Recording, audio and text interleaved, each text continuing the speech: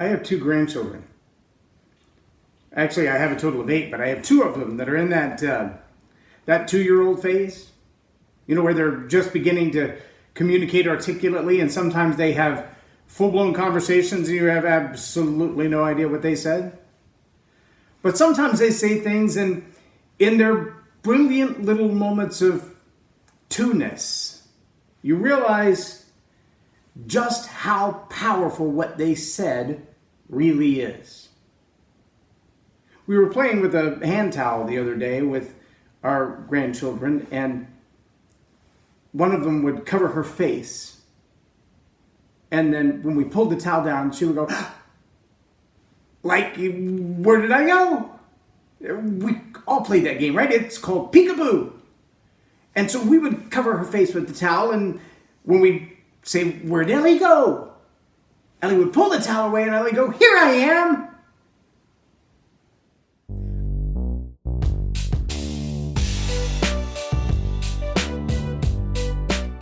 I'm J Loren Norris with Leading Leaders Podcast, and I thought for a long time it was just me. I heard a guy a few years ago talk about what he called the near success syndrome. And he talked about the number of times in his life that he sought out a particular goal or achievement. He wanted to reach a level of success in something that he was working on, some project or level of education or new career goal. And he would get really, really close to it and settle for second place, and then, kind of back off and not try again. And in his own description, he did that several times. And I got to thinking about it, and if I'm honest, I do the same thing. I'm asking you to evaluate yourself today as a leader. Do you do the same thing? Do you push and strive and get really close and then just kind of back off a little bit? See, there are a lot of reasons that we do that. Some of them are, well, frankly, we don't feel like we're worthy of the win. I mean, who am I that I should accomplish anything? I mean, that would be pride and ego and arrogance if I had that kind of job or that kind of money or that kind of opportunity, right?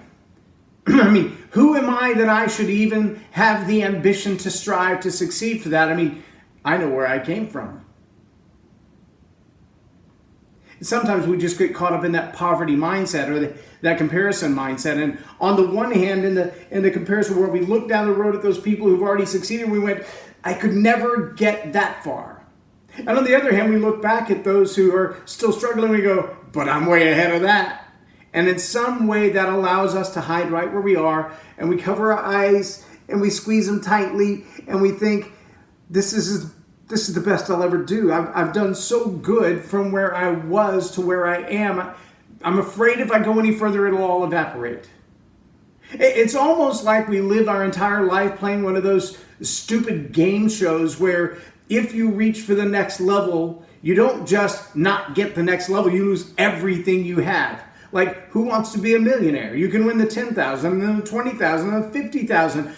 But if you miss the question for the 75,000, you lose everything you've got up to this point. So at some point, you mentally, emotionally, you're exhausted and you've got to check out for fear that not only will I not really reach that next level, that 6-figure income, that 7-figure income, that 9-figure income, I could never really be there. But my fear is not only that I'll miss that trapeze, but I'll lose the one I've got now. And so we hide.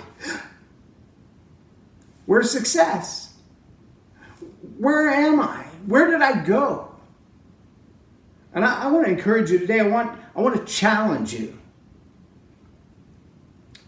As silly as this sounds, take some time and stand in front of the mirror and play peekaboo with yourself. And when you close your eyes, when you hide behind your hands, when you hold up your towel, and which some people do just to freak out their dog, when you reveal yourself again, I want you to boldly proclaim to the mirror and to success and to the next level of achievement, the next goal.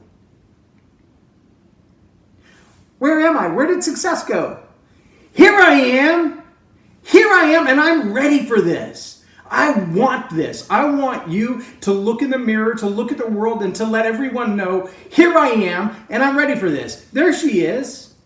The excitement that comes from that 2-year-old when we say, where did Ellie go?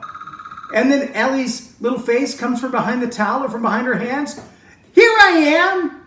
I want you to have that kind of energy. I want you to say to your success, to your next goal, to your next accomplishment, here I am. And I want you to attack life that way. Start today. I'm J Loren Norris with Leading Leaders Podcast for Tell It Like It Is TV. Have a blessed day.